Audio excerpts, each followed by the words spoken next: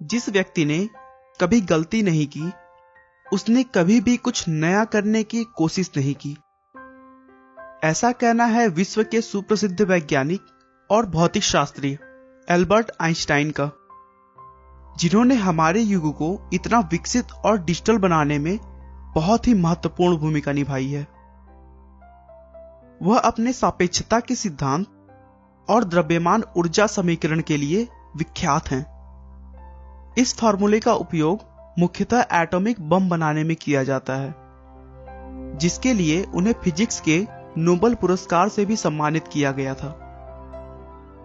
दोस्तों, आइए हम उनके बचपन में चलकर उन्हें अच्छे से जानने की कोशिश करते हैं। आइंस्टाइन का जन्म 14 मार्च 1879 को जर्मनी के यूम शहर में हुआ था।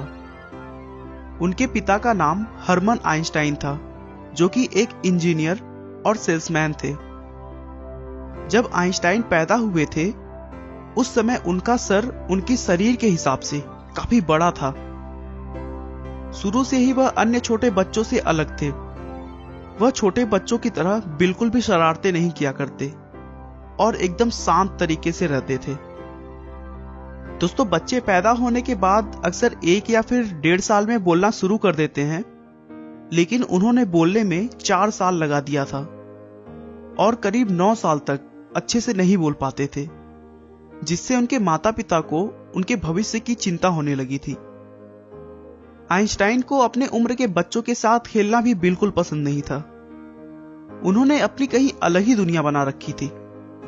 उन्हें हमेशा संडे का इंतजार रहता था, क्योंकि उनके पापा उन्हें हर संडे किसी शांत जगह पर घुमाने ले जाते थे और वहां बैठकर आइंस्टाइन पेड़ पौधों और इस ब्रह्मांड के बारे में सोचते रहते थे। उनके मन में हमेशा यह बात रहती थी कि आखिर यह दुनिया चलती कैसे है। अपनी शारीरिक कमियों और न बोल पाने की वजह से उन्होंने स्कूल जाना बहुत लेट स्टार्ट किया। उन्हें स्कूल एक जेल की तरह लगता था।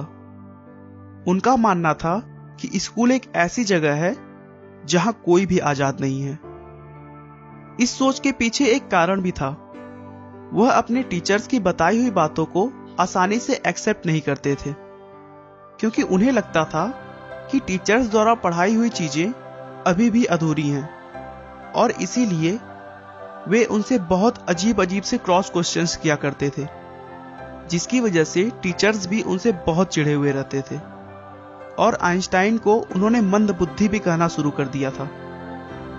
बार बार मंदबुद्धि कहने के कारण आइंस्टाइन को एहसास होने लगा कि मेरी बुद्धि अभी विकसित नहीं हुई है, और एक बार बात बात में उन्होंने अपने एक टीचर से पूछा कि सर, मैं अपनी बुद्धि का विकास कैसे कर सकता हूं। टीचर ने एक लाइन में कहा, अभ्यास ही सफलता का मूल मंत्र है।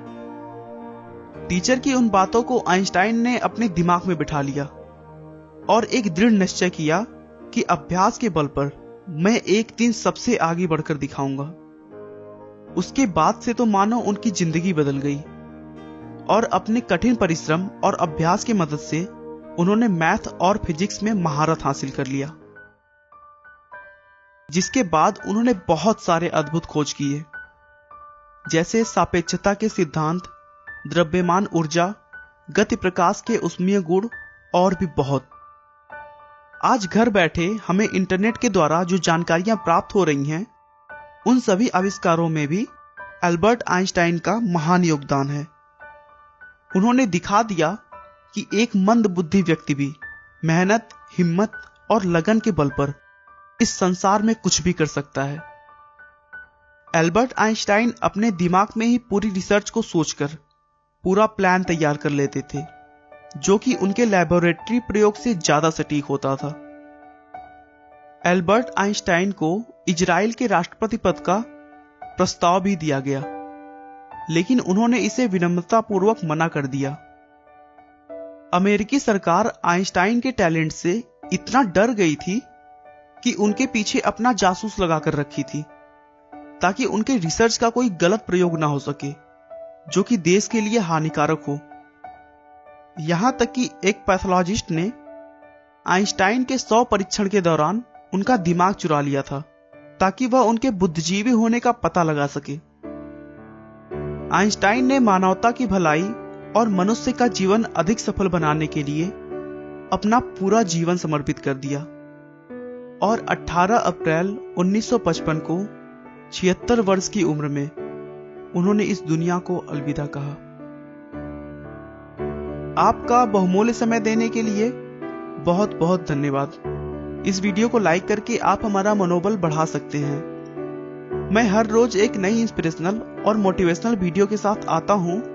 दोस्तों, अगर आप हमारी वीडियो को मिस नहीं करना चाहते तो कृपया चैनल को सब्सक्राइब कर लें। आपको यह कहानी कैसी लगी हमें कमेंट करके जरूर बताएं। धन्यवाद।